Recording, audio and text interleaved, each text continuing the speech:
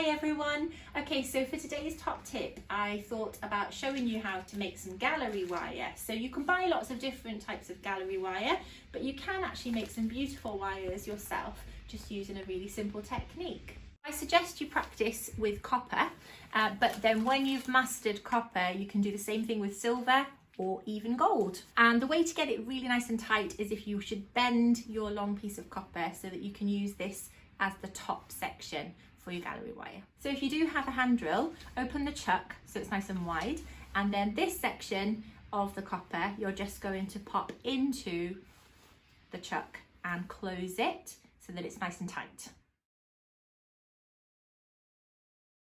You can do this by hand, but I like using the hand drill because it gets it really, really precise and perfect. Okay, so once you've trapped the end into that bit there, you're going to take the other ends, the two open ends, and you're going to trap those into your vise in there. And then when it's secure, you're going to start turning the drill around. Oh, it's a bit tricky, but you can see that already it's formed a beautiful twist. And you can make it tighter.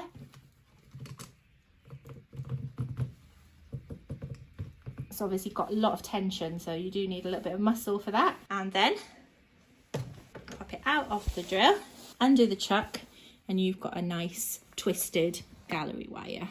If you've got a rolling mill, you can actually use your rolling mill to flatten this out. If you haven't got a rolling mill, you could actually pop it onto a metal block and hit it gently and evenly all the way along, okay? But I'm just going to pop it into my rolling mill.